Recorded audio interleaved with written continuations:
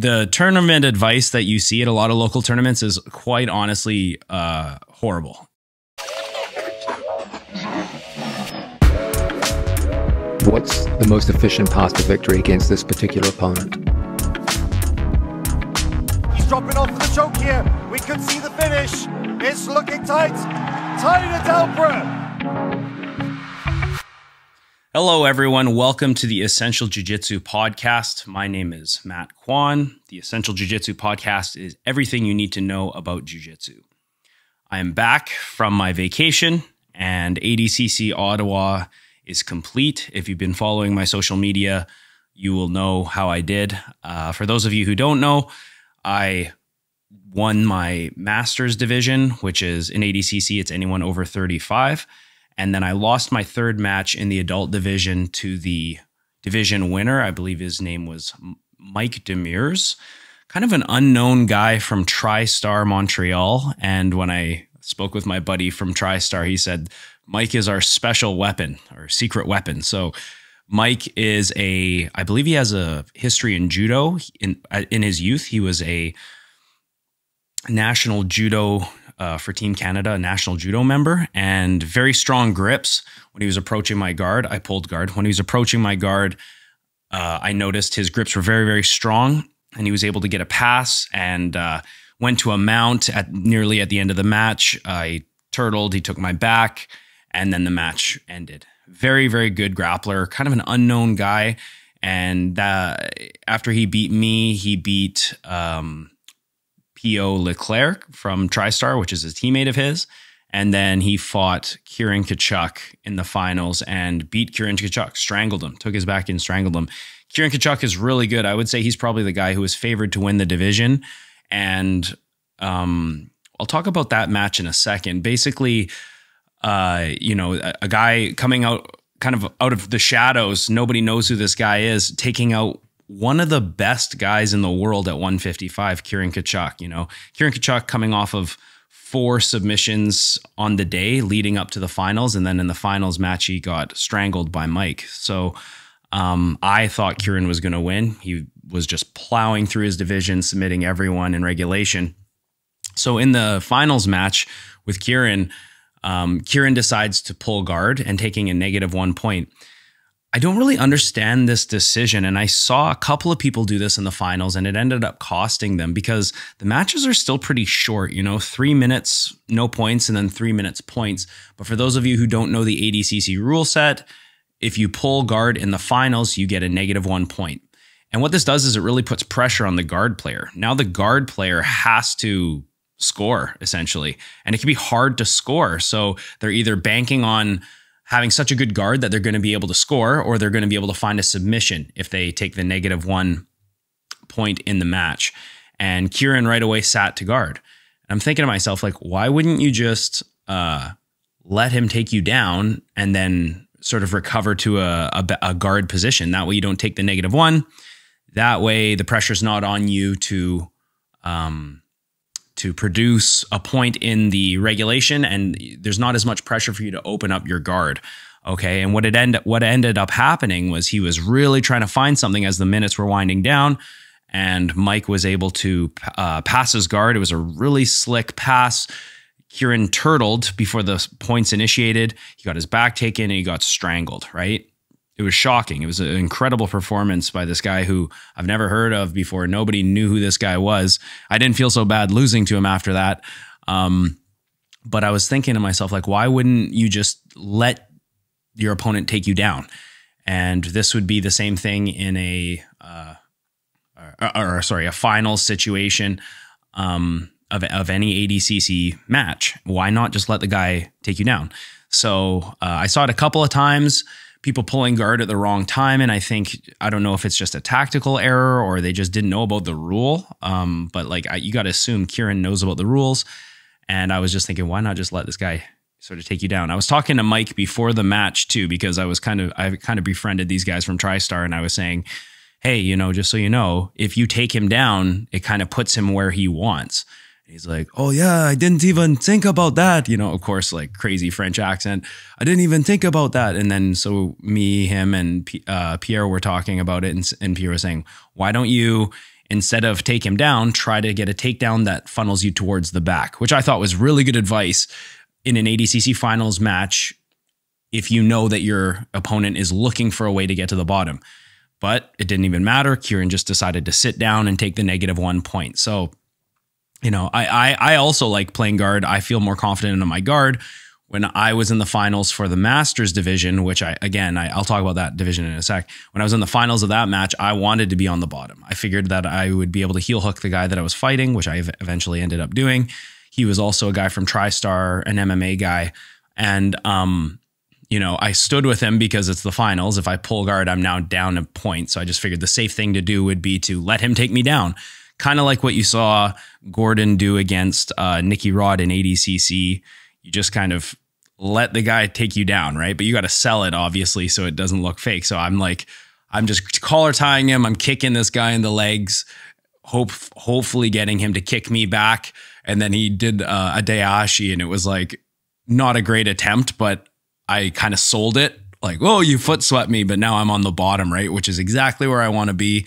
And I think that that's something that, you know, if Kieran wanted to be on the bottom, he could have done that, and he would have had a less stressful time in the last couple minutes of that match. Now, that being said, let's say there's no score after the regulation in Kieran's match there. He still has to do overtime against this national judo level guy.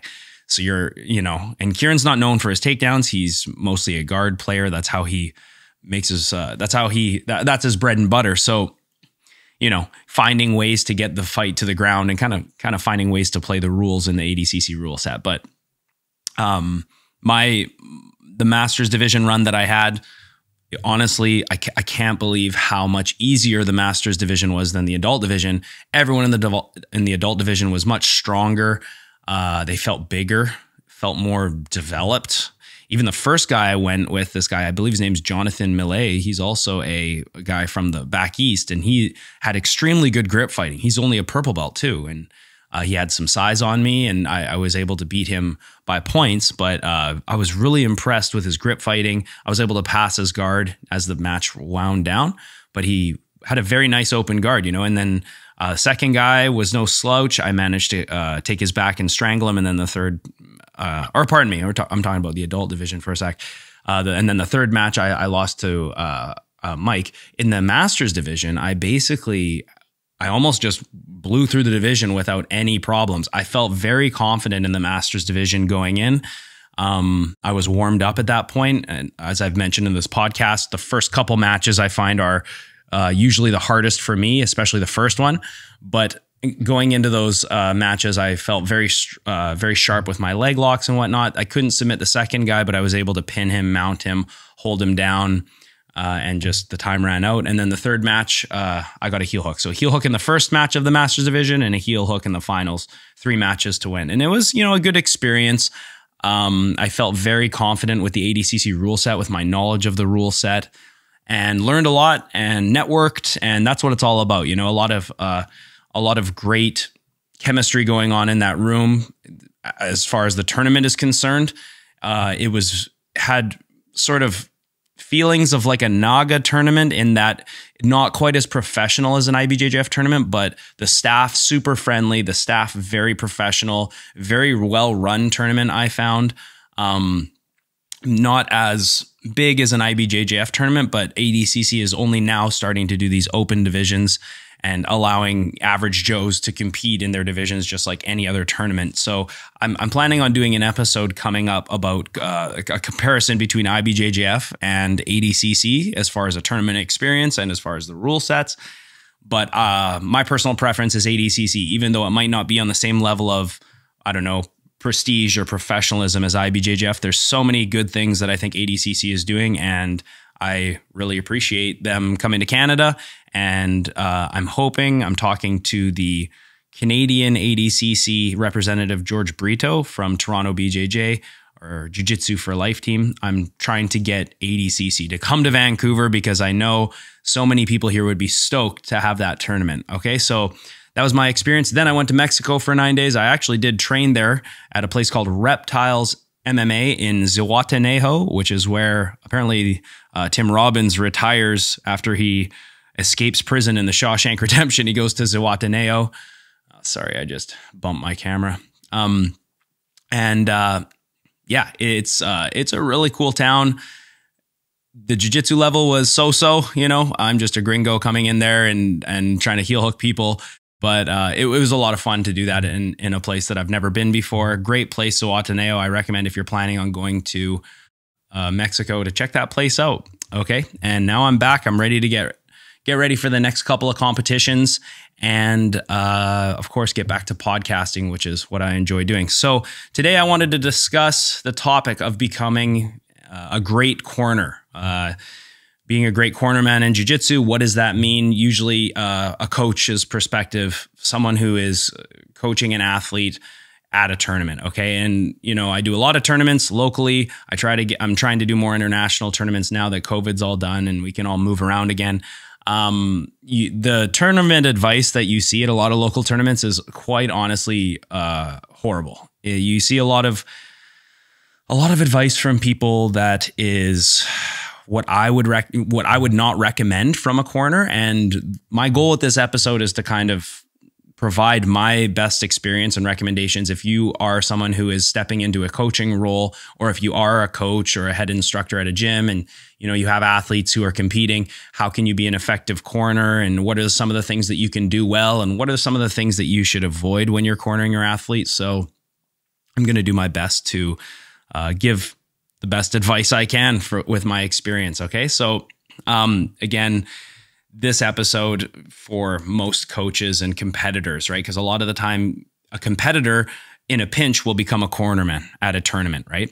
So, this is not really an episode for someone who's recreational. Okay. But if maybe you're a recreational student and you have been asked at a tournament, hey, can you corner me or something? Maybe you have an idea. It'll give you a different perspective in jiu-jitsu that you might not otherwise have. Okay. So, when I'm asked, who do I want in my corner? I think about someone who, ideally someone whose sole focus is on the athlete's victory on game day. So someone who's really obsessed about jiu-jitsu, and ideally someone who has the ability to put their students ahead of themselves, because, and we'll talk about this a little bit later in the show, sometimes myself included, instructors are also competing on game day. Okay. So it's really great if you can have someone who's cornering you that's not competing, although that's not always the case. It just means that you will have their undivided attention, and they can only, their sole focus is on their athletes. So that's kind of an ideal situation, but it's not always the case. Okay. Also, I want someone who's obviously knowledgeable. This is probably the biggest thing. You know, you don't want someone who's going to give you shitty advice, calling out things that aren't really there, or calling out just bad strategies and whatnot. You need someone who has good advice. I also want someone who's done a lot of events, right? I want someone who it's not their first time cornering someone in a tournament. I want someone who has cornered many athletes and consistently shows up to tournaments, someone who surrounds themselves in a competition environment. That's really, really important.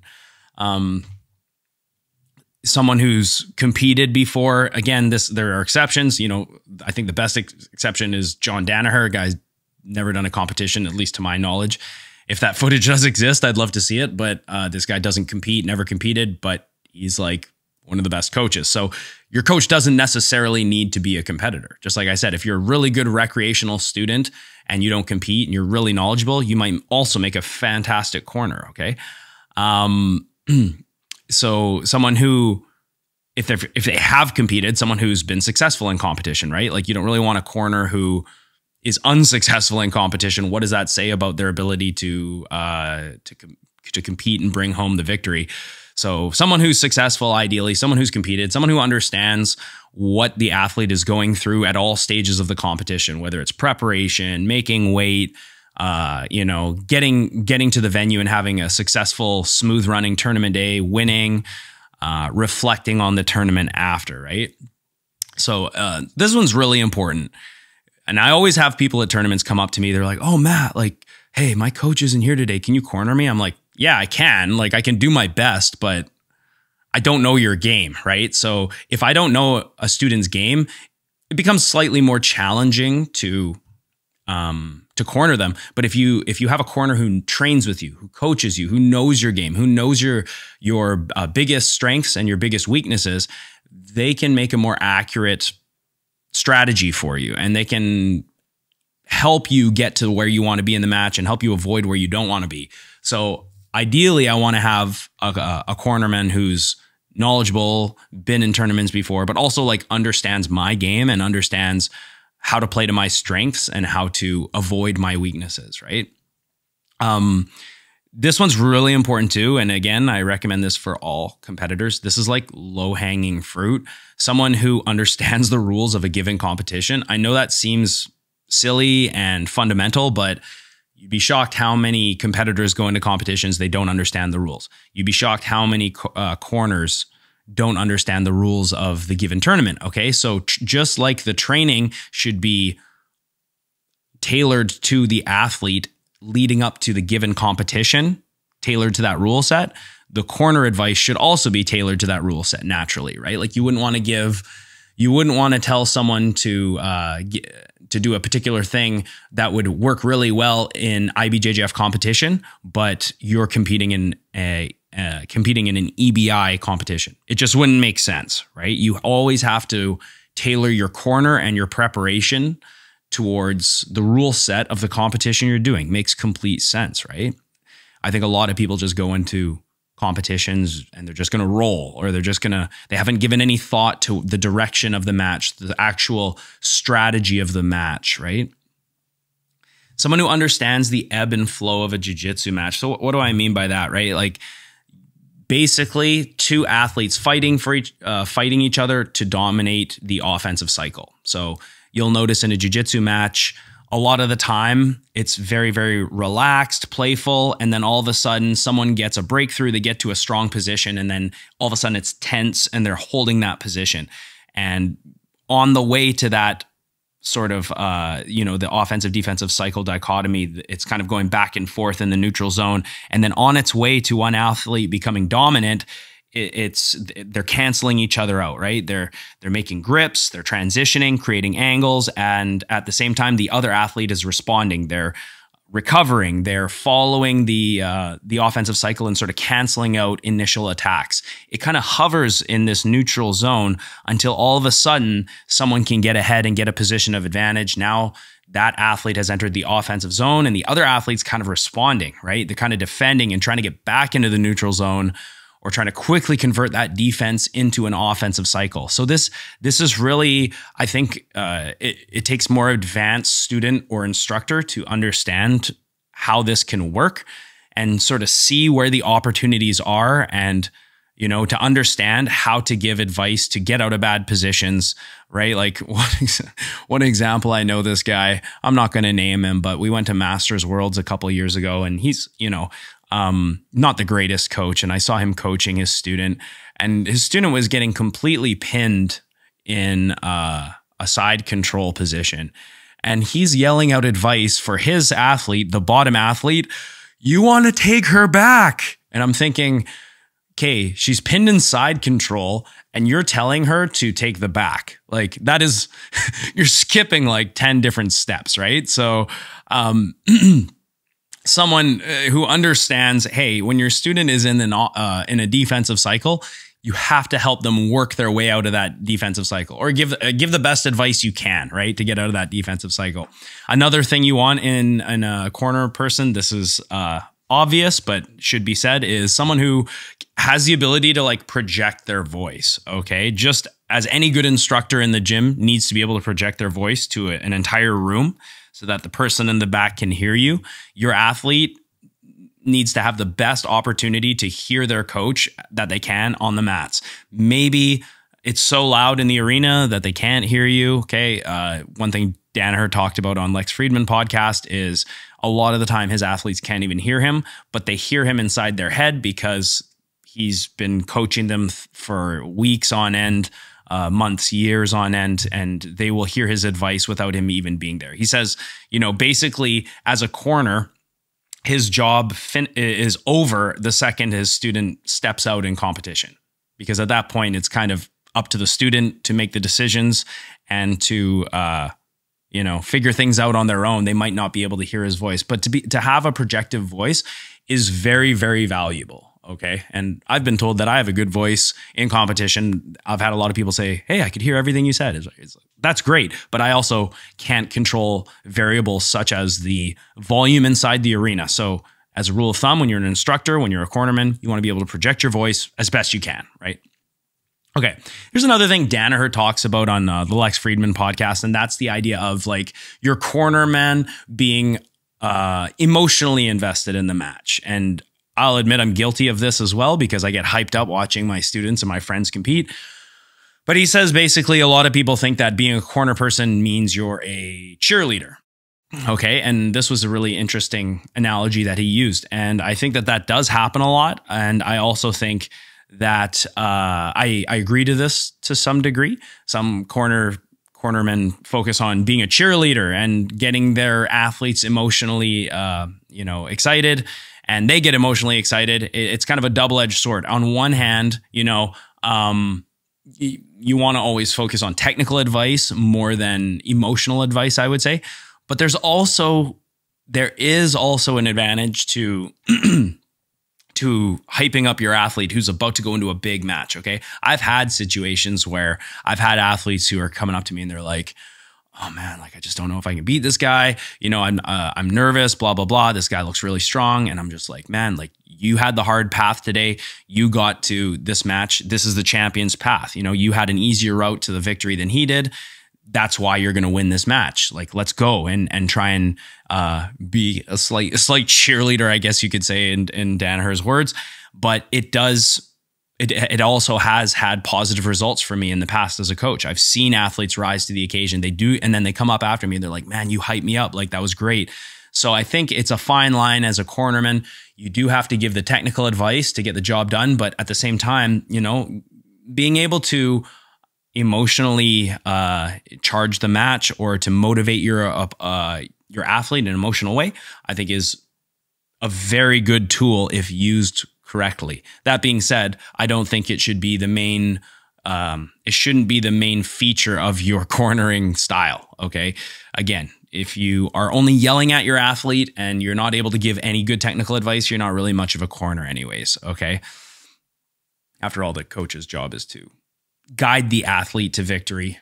And if you can use a little bit of emotion in there to motivate them, that's not a bad thing. Okay, so what are some things that you want to do as a corner that will make you more effective, right? So obviously giving good advice in a clear manner, in a concise manner, voice projection, all those things we talked about, focusing the athlete on winning the match. So again, if I have a corner who's got a bunch of divisions later on in the day, you know, they're thinking about their own stuff as well. They're being pulled in a lot of different directions. And I am one of those cornermen. Like usually I do compete at these tournaments when I'm healthy. So in ways, I'm maybe not the best corner, but in other ways, I'm pretty knowledgeable of the game and of the rules. And I am invested in my athletes. So, you know, I try and do my best as a competitor and as an instructor. So also a cornerman will do things like provide hydration and ask their athlete basically anything that they might need for the day. You know, do you need snacks? Have you made weight?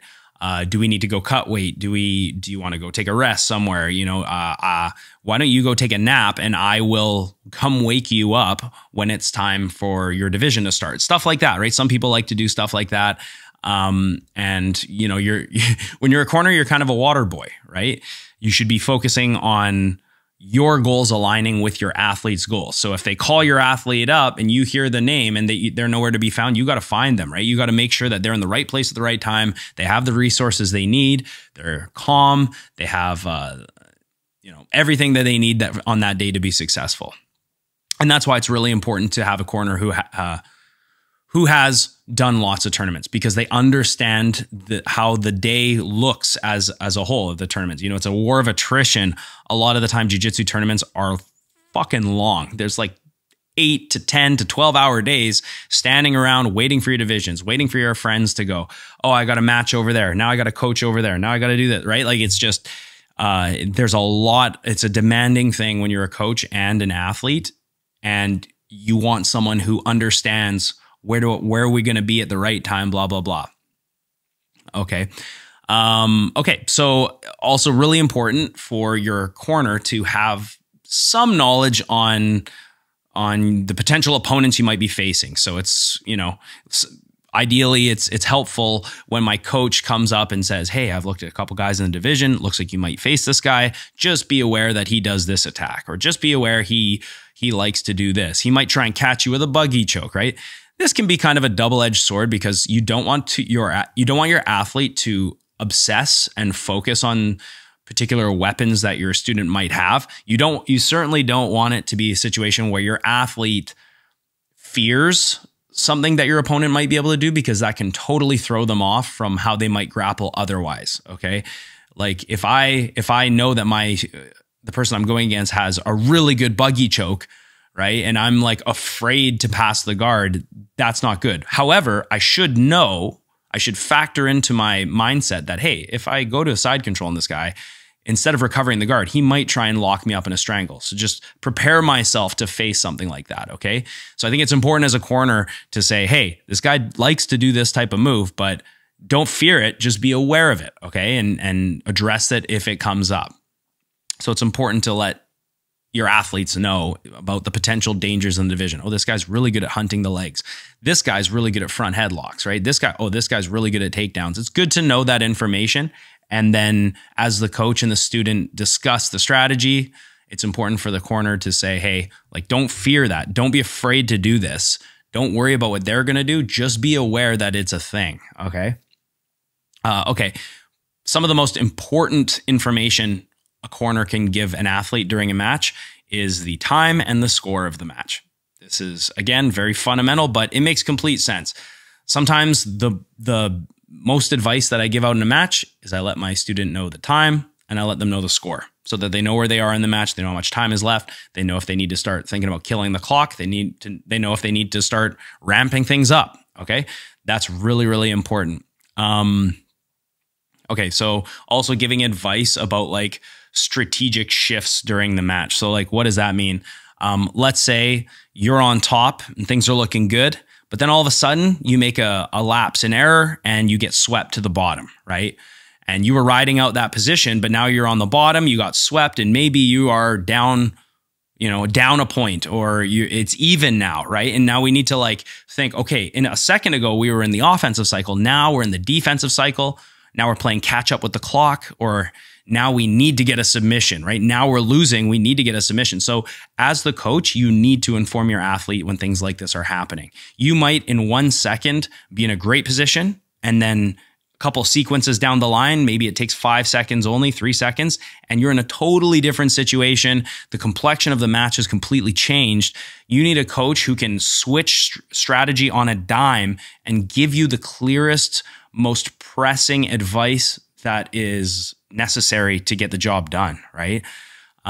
Like if you were down a point and there's 30 seconds left, and you really, or let's use a different example. Let's say you're down 5 points and there's 30 seconds left. More than likely, as a coach, you should be yelling, hey, we need a submission, right? Don't think like, oh, we need to get our guard back here and reset, and now we're going to sweep, and now we're going to pass, and then it's tied up. It's like, man, there's 30 seconds on the clock, so you got to go for broke, right? So it's important to have a coach who can understand, hey, like, where is there a potential tactical shift in the match? Okay, so here's another one that's really interesting. Let's say I'm doing an absolute division and I'm getting absolutely mauled in my match, and I still have to do my regular division later in the day. If I'm down like, by a deficit that doesn't seem like I can recover, and you just know that you're not going to be able to win this match, maybe the coach should say something like, hey, let's start thinking about reserving energy. We still got our division, right? Like, I know that's kind of a losing mindset, but it's not the worst advice, because you do have to think when you're fighting later on in the day and you're getting absolutely mauled by someone who's much bigger than you, and you feel like, you know what, there's no way I'm going to win this match. It might be sound advice, right? Okay. Again, we just talked about like what are the potential threats of your opponents that you might be facing?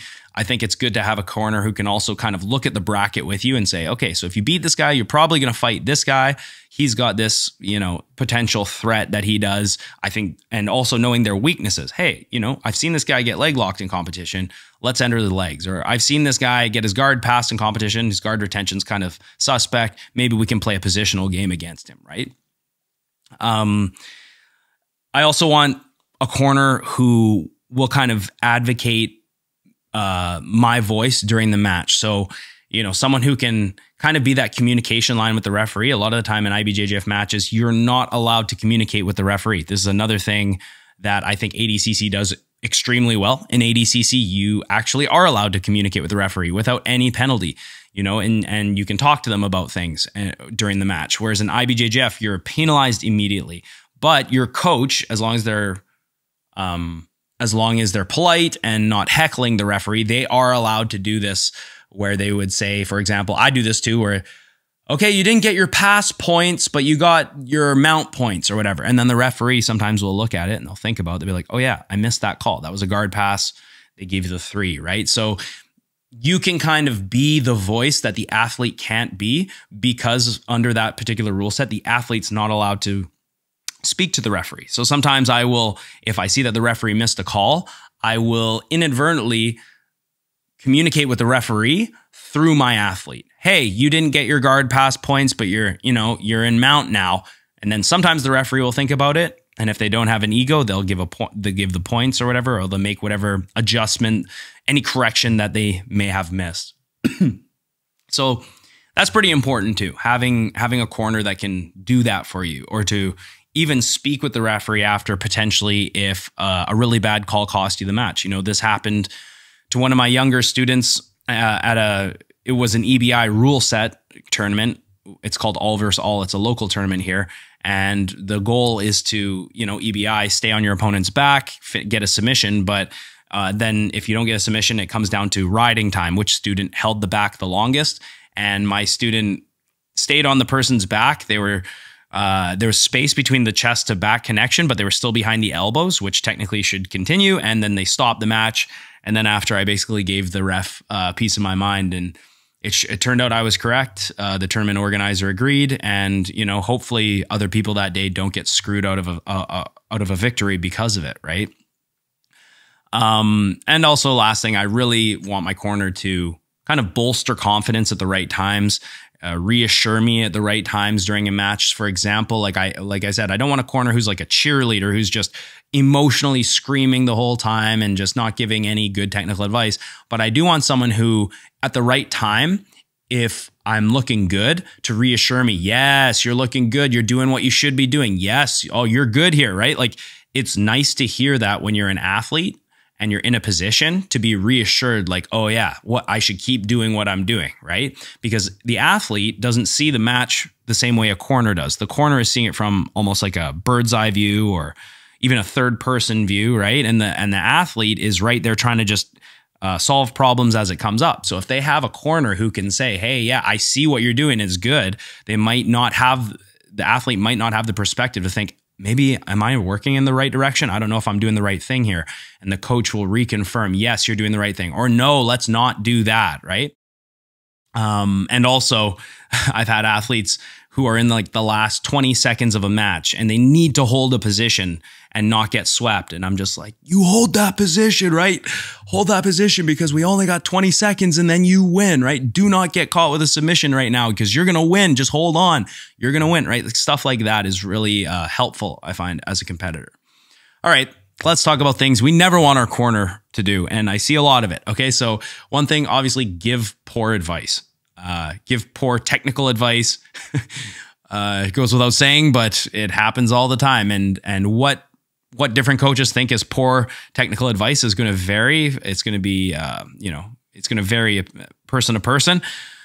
But generally, just stick within the good tactics and the rules of jiu-jitsu. So, I don't even need to give an example. You guys have probably heard it.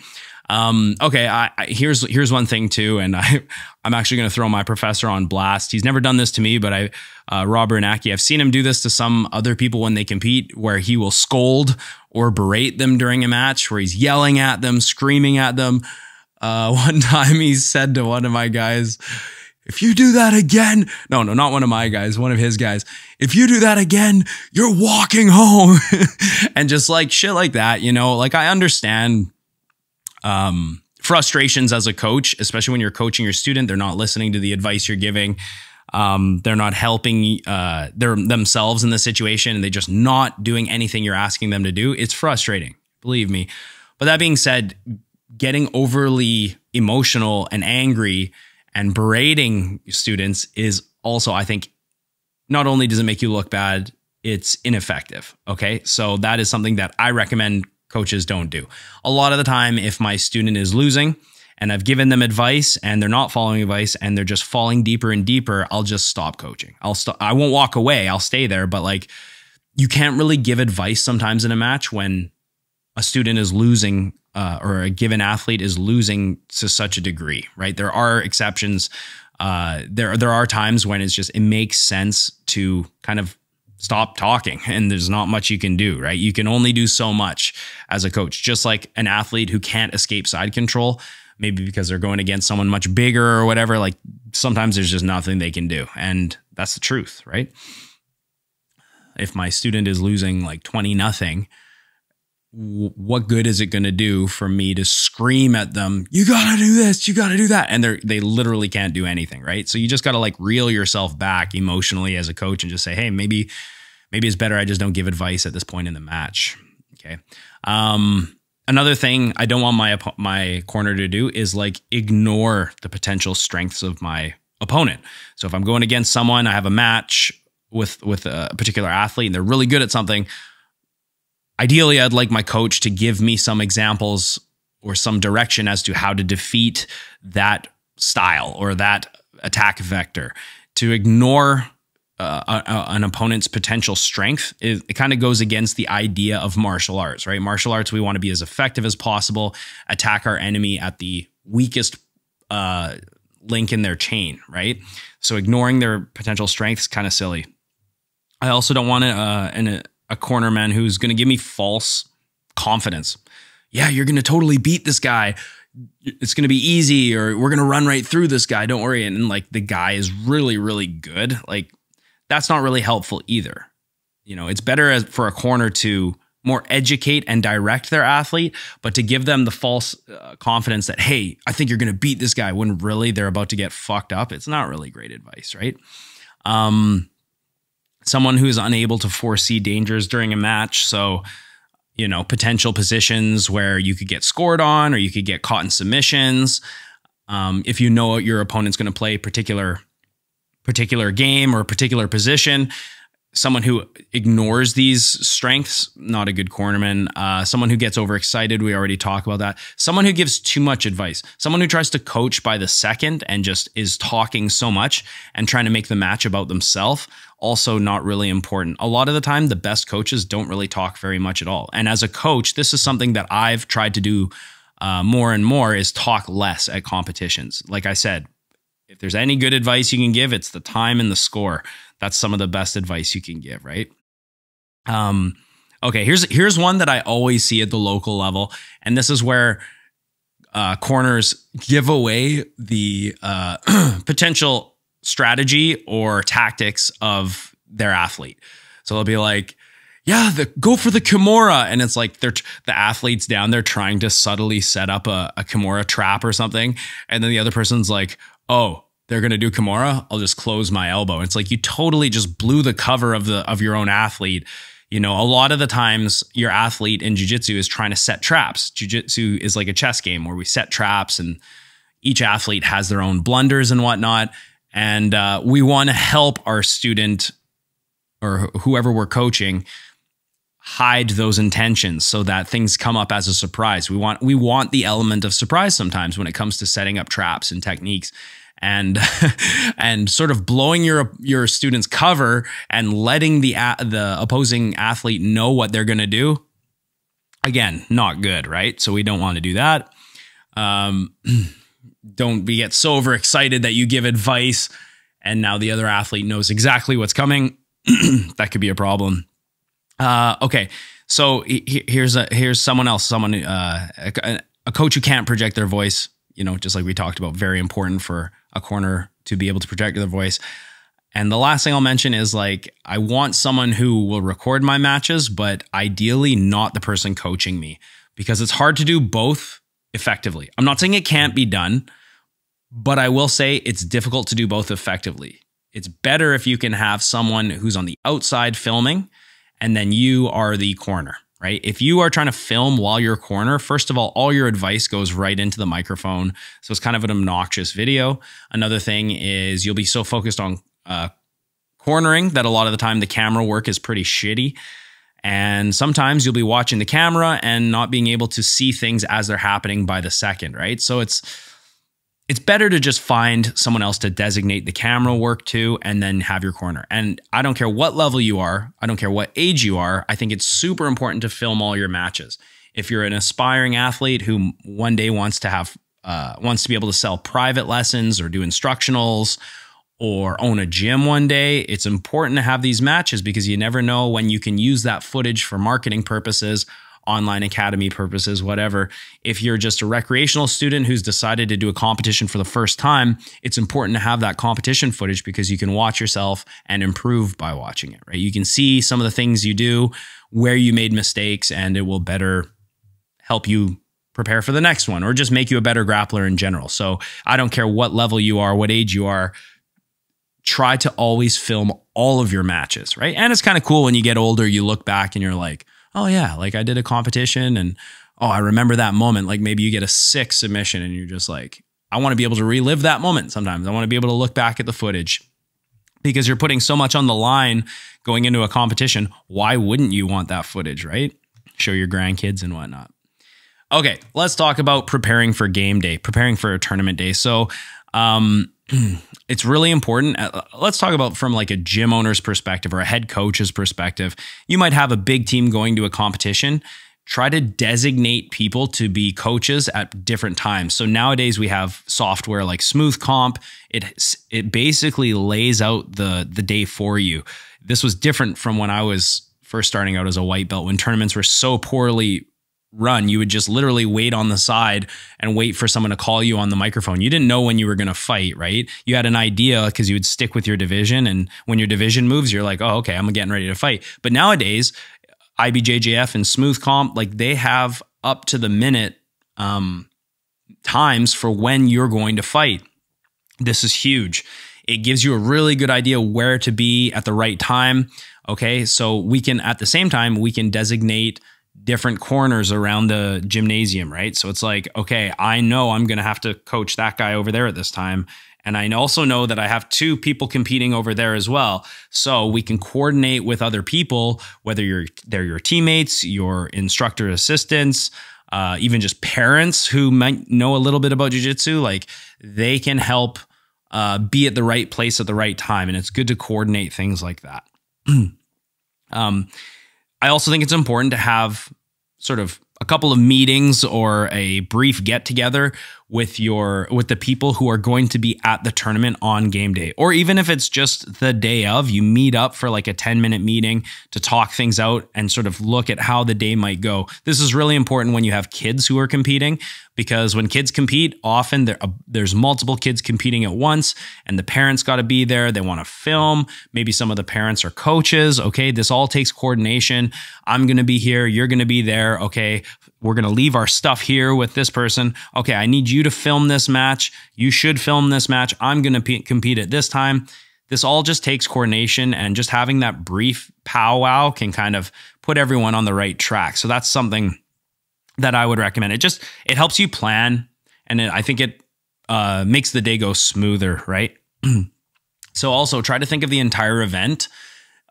And this is where experience as a coach and as someone who's been to a lot of tournaments really helps out, because there could be potential challenges and surprises. Like certain students, maybe some of your opponents don't show up and you got to wait longer than you should. Or maybe your matches could happen quicker than you expected, right? You looked at the time and it says, okay, I'm going in a half hour.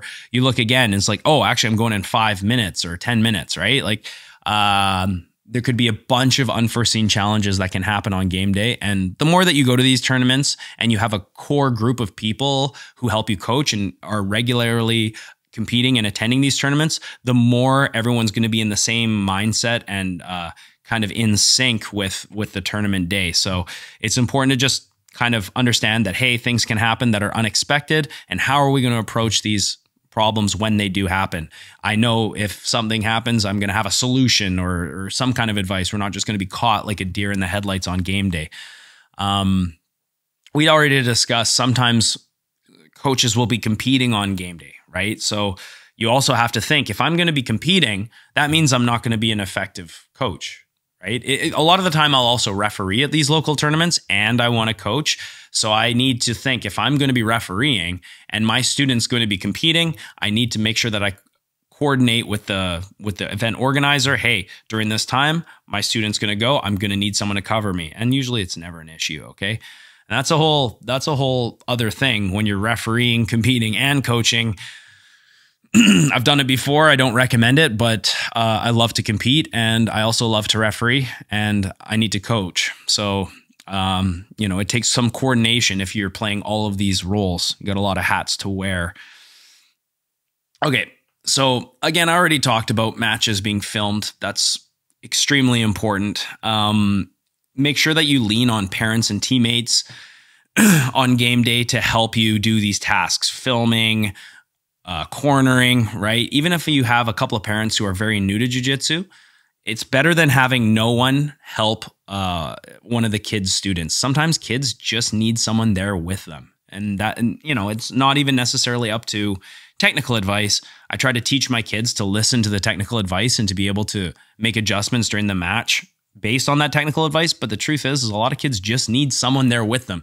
They just want to have their dad or their mom or someone from the team that's recognizable as they go fight. It's a very nerve-wracking thing. Makes complete sense, right? All right. And I mean, that's really all I have in terms of being a good corner. Okay. A lot of good stuff here and things to avoid, especially when you're a corner. Okay. Let's talk about a quick thought. I just was having this quick thought, and I've had it for a while now. It's the life cycle of an instructor, okay, or a gym owner, right? So for me, I started jiu-jitsu. I became extremely passionate about it and came up through the ranks. I actually was never going to compete, even though now I'm like, you know, locally people kind of consider me like whatever, a very known competitor, okay? But I remember not even wanting to compete at all. And then when I reached I got 3 stripes right off the bat after like 6 to 8 months, something like that. And I was like, okay, I got to compete now. Like I'll try it. And then so glad I did, because it was life-changing. I just right away loved competing. Even though it was hard, I enjoyed the challenge and I won. So it was even more fun, right? And then I got into my purple belt days and I decided, hey, you know what? I think this is actually a pretty sweet gig. Like I want to start teaching. I started teaching for my coach at the time and realizing, you know what? Like I was really into culinary arts at this time. As I've mentioned before, I was working towards my apprenticeship. And at that time, when I was a purple, I started realizing like, maybe I want to start thinking about how I'm going to open a school and become a professional martial artist, I guess.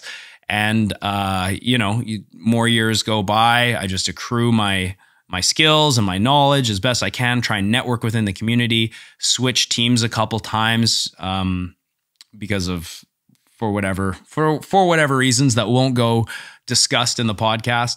And, basically I served my apprenticeship on the way to black belt. Right. And that's when you're really like, okay, I'm qualified to coach. I've really put in a couple of years coaching and I feel like I want to build my dojo. So you set up a plan. Okay, I got to find mat space. I got to do all the, you know, branding and, you know, all that fun stuff that comes with opening a school. And you open your school finally and you acquire your students, you know, and when you first start, usually there's only sometimes one person there, sometimes nobody there. There were times when I would open my gym and I would have nobody there. And I'd be like, man, is this this going to fucking work? Like, I don't even know if this is a good plan. And at the same time, I'm working 2 jobs, my cooking career and the gym. And I'm thinking, man, like, I'm getting exhausted. I'm putting a lot of investment into this, a lot of money into this, and it's not paying off, right? And you kind of have to stay diligent in that process. And during this time, you know, you get a couple students here and there. They're generally pretty easy to roll with, and you're the top dog at the academy. You know, someone comes to the academy, I'm the black belt, or brown belt, or whatever rank you are when you have your academy, and people are coming in, and you can basically fuck everyone up. You know, you're the head guy, okay? And now you just continue to grow the academy slowly but surely. You acquire students. If you're doing a good job, you develop a reputation. People come around, they want to train with you. You know, continue marketing, continue investing your money back into the gym, and building it and keep improving it. You know, the first 5 to 10 years, gyms, you know, potentially could be not very profitable at all. Or if you do a good job, very, very profitable. I would expect to give yourself at least 5 years before you even turn a profit, right? And that's the sad reality. It's just like jiu-jitsu. If you're consistent and passionate and you stick with it, good things happen. But if you give up as soon as you get your blue belt, you know, you're a couple years in, you're like, you know what? I'm not seeing the return of investment that I want. People quit. So you got to stay consistent and keep building on that. And that goes for any business that you might start. So now we expand the academy. 5 to 10 years go by. You're giving jiu-jitsu back to your community. You're really trying to help people around your community. This is just my interpretation. There might be gym owners that are like, I don't do shit for my community, right? This is what I think people should do. They should help the community, you know, participate in these tournaments, try and get kids to go to these tournaments, volunteer refereeing at tournaments, or a lot of the time nowadays they're paid gigs. Really important to sort of give back to the jiu-jitsu scene and try and make jiu-jitsu better than what it was when you first entered, right? And then as time goes on, you're creating really good students now. There are students who have started with you and now they are purple belts. They're getting to brown belt level, right? You're getting students come from other gyms because maybe they want to train with you, and you're getting a couple of really good high-ranked transplants to help you out. These are all really great things that happen within this 5 to 10 year period. And now what we really want to build is a culture inside your gym of Kaizen mindset, where everyone is passionate about learning. Everyone's passionate about sharing knowledge. There's no secrets. There's no cliques. People are happy to train with each other. People are trying to help each other get better. The whole goal is for everyone to reach a different level, a higher level in jiu-jitsu, right? Like, this is the ideal situation, in my opinion, for gym culture. Everyone gets along. Everyone understands the main goal. Everyone's trying to push each other, and everyone's trying to make each other better, right? Kaizen mindset. And then as now we're reaching a time in our gym life where people are starting to get to a pretty high level. And now you might find people want to start teaching classes for you. People start wanting to take on the role of an instructor or a mentor. This is really important because now it means you can take a step back, right? You can, as an instructor, one of my goals is not just to build solid competitors, but to build solid instructors and give those instructors the tools needed to also mentor good instructors. And then that way the life cycle kind of comes full circle, and you've given back to the jiu-jitsu community because now you've armed these students with the ability to share your systems, to share your knowledge, and to build jiu-jitsu out. You know, jiu-jitsu is still a pretty small sport. Even though it's getting mainstream, we want to try and grow it as much as we can in our areas and make it as good as we can. So I think it's really, really important to let other students that you might have lead, right? Let your top students, if they want to work, and maybe you have an arrangement with them where they get paid, or maybe just a free tuition to teach a class a week, whatever sort of situation you have set up. It's really important to get other people leading and to allow them to lead, and not just feel like, you know what, I'm the head coach, I have to teach every class. Another thing that will happen here is you might burn out. Okay, so giving others, empowering others, really with the ability to lead and to teach and to develop their own style as an instructor is super good for you as an entrepreneur. It gives you time to step away sometimes, or to go on vacation if needed. And it also diversifies your program. It gives people the ability to learn from someone new, someone with a different perspective on jiu-jitsu. And that is very, very important. Okay. So also understand that there's there's a cycle to your classes. So you'll notice when you start off at first, we mentioned there'll be nobody in the program, maybe 1 or 2 people, just like when you start a kids program, you know, and I've done this. It's like, there'll be weeks where you have like 1 or 2 kids, and then all of a sudden it starts to pick up some steam, right? And then you get a couple more signups, then some kids leave, and then more kids come. And then, you know, it took me like, I've probably been teaching kids like 5 years now.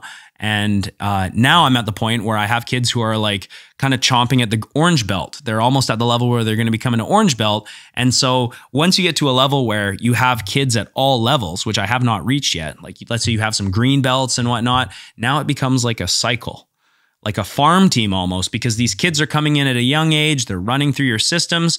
The older kids have now, ideally, I'd recommend you try and get help from these older kids and empower them with the Kaizen mindset and the instructor's mindset. Hey, come to the younger kids and sort of help me teach, right? You get this free labor, but they also develop as instructors and they're on the mats more.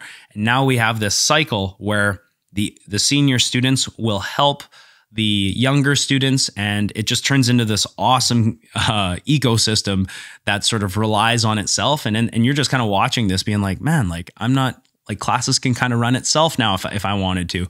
Very, very good for you in terms of life balance as an instructor, and also good for the development of your students. Okay, and you'll find this also with fundamentals classes. You know, you might be running a fundamentals class for years, and then you have a student who finally reaches purple belt. And now we can trust that student with the ability to run the fundamentals class. Okay, very, very common thing that could happen. So I also think that it's important for the instructor to create ways to develop their brand. Maybe they want to have affiliates or franchises, seminars, online content, this podcast. There's tons of things that you can do. There's tons of revenue streams that you can develop as a gym owner and as a business person. You really do have to think outside the box though. Luckily, I do have a gym owners and instructors course in the online academy, which you should sign up for on guardbjj.com. There's my shameless plug. Check that out. I also just released a 9-article course on how to teach kids ages 5 to 9. I'm going to continuously add to this. Plus, I'm going to build courses for coaching athletes and coaching kids ages 10 to 14. So that's coming down the pipe on the online academy in the next couple months and just ongoing. So yeah, there's tons of ways that you can make money and different revenue streams. Now with today's technology, online academies and stuff like that, YouTube channels, like I said, podcasts, if you're a knowledgeable instructor and people like the way you teach, there's opportunities to make money there. And just continuing to build your brand there. And just, okay, so now we're going to go into the bittersweet portion of being a gym owner. Every gym owner goes through this eventually. You will have students who you used to be able to just smash at will, and eventually they get to a level where they start to fuck you up. And this is the phase of my journey where I'm coming to right now, where, you know, I had guys who would come in, they were blue belts, they're, you know, like 200, 230 pounds, big guys. But because I knew more, I could hand it to them, right? And now we're at the point where I am struggling with some of these guys and these young kids that are coming in. Sometimes you'll get a transplant from another gym who really wants to learn your leg lock system or whatever. And they learn your leg lock system, and now your ace in the hole that was so reliable for you before is now useless because they know your technology and they're able to shut you down. It's a sad thing.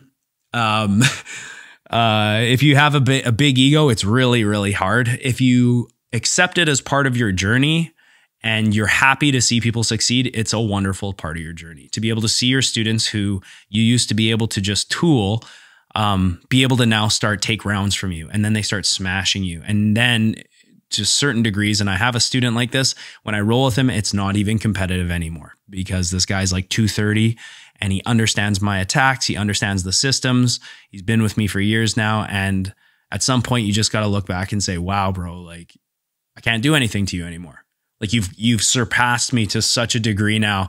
And it's sad because you realize that you've kind of lost that edge but it's awesome because you realize that the cycle has completed and your job as an instructor, I wouldn't say it's done, but you've kind of done what you wanted to do. You've made your students good enough that they can beat you, okay? In my opinion as a coach, and this will happen to everyone who owns a gym out there, embrace this, appreciate this, and wish your student well. I've also seen instructors who can't handle this. They have students who they can't beat anymore, and what they do, they stop teaching them things. They stop helping them out. They avoid rolling with them, okay? Don't be this instructor because it just shows your character, right? I have a couple students right now that I have really hard time dealing with, and you just gotta kind of take your beatings and wish them well, right? So so another thing too, the kids will get to a certain level. This hasn't happened yet, but I know it will. At a certain level, maybe 10 years down the road, I got a couple of kids who are they're going to absolutely maul me.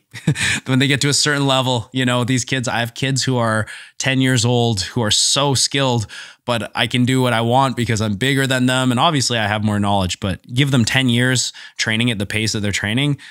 It's very likely that as I get older and as they've matured, that they're going to start fucking me up. Right. And, again, it's okay. Be happy for them and try and prepare them to win at the highest level. That's what I would recommend. Right. You got to look back at some point and realize that you're no longer the top dog, and that's okay.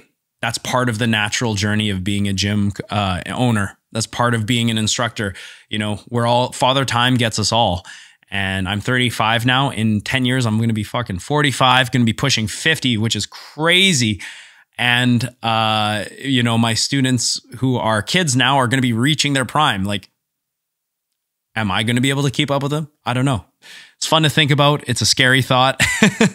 And I tell some of my kids, I'm like, you know, there's going to come a time when I'm not going to be able to do anything to you. And just be nice to me in those times, okay? Remember all the good times we had, all the things I showed you. Okay. Remember, like, never lose sight of why you became successful in the first place.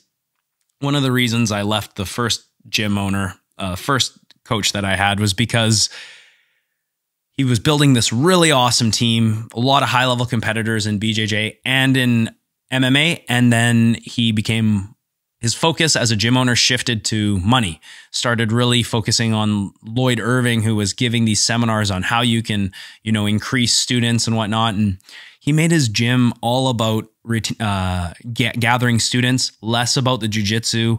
All the competitors left, okay? Remember what made you successful in the first place. For me, it's because I really love coaching. I really love learning. I love teaching. I compete. Okay. These are the things that make me successful as a gym owner. So I'm going to stick to those guns as long as I can. I'm going to try and compete as long as I can. I'm going to try and help athletes as long as I can. I'm going to try and build instructors as long as I can.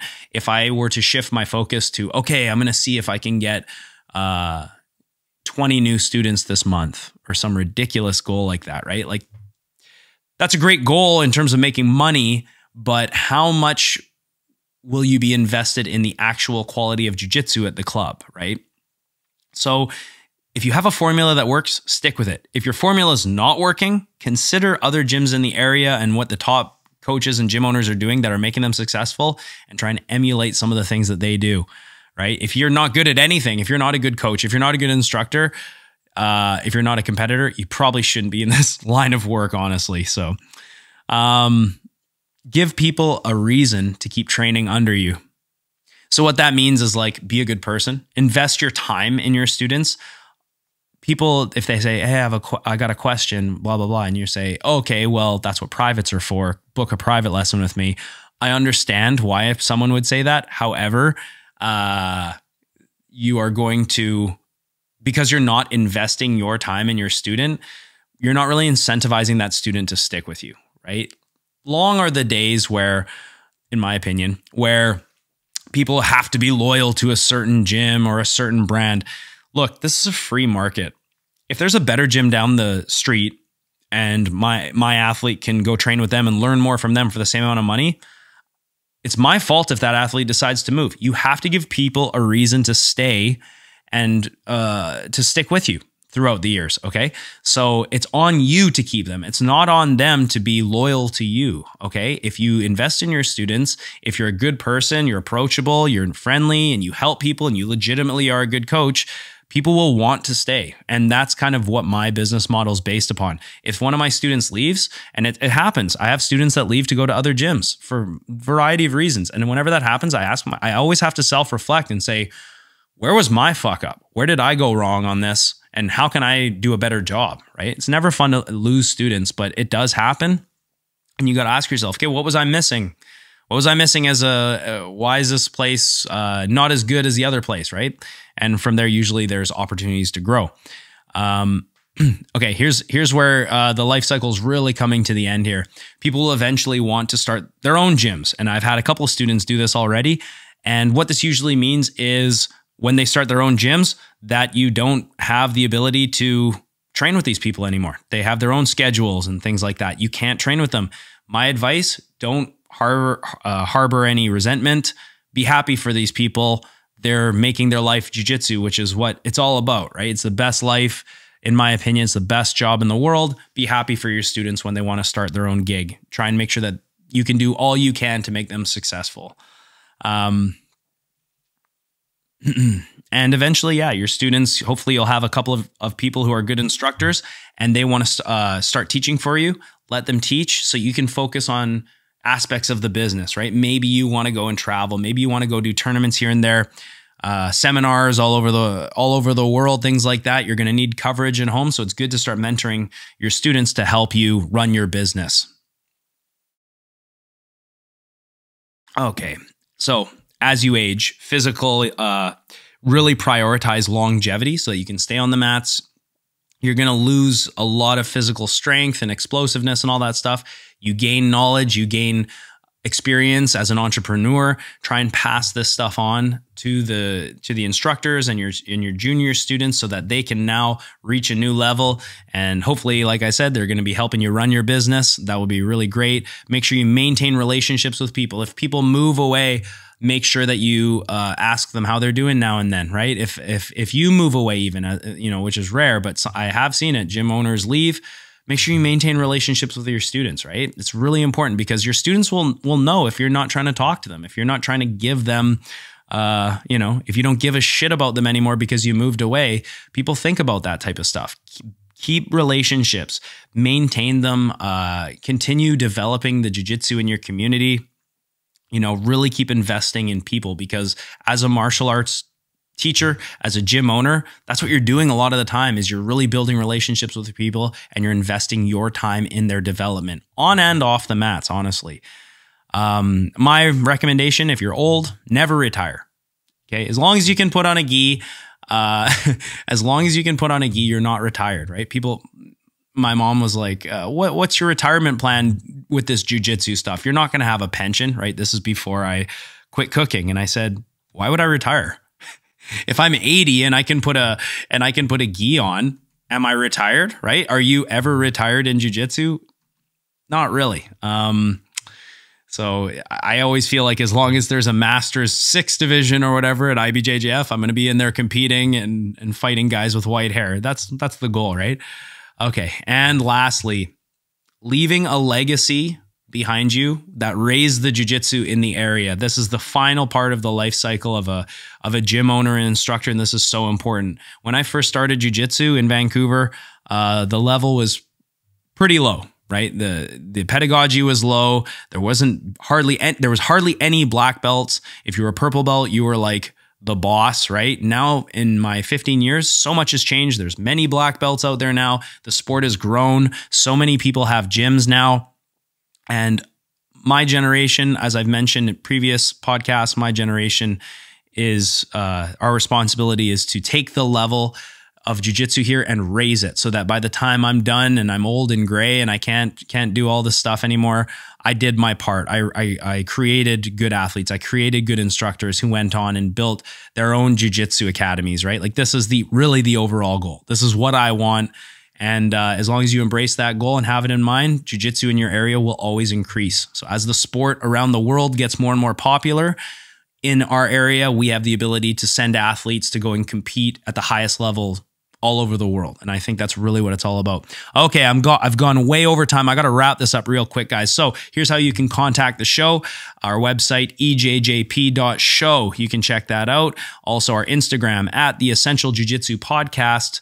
Please check that out. Also, you can subscribe to our YouTube channel, right? Like and share anything, anywhere you see this podcast. Tell your teammates about the show if you can, if you like it. Hey, you know Matt Kwan from BJJ Mental Models? He has his own show now, and it's very informative, and he's very good looking. So check that show out.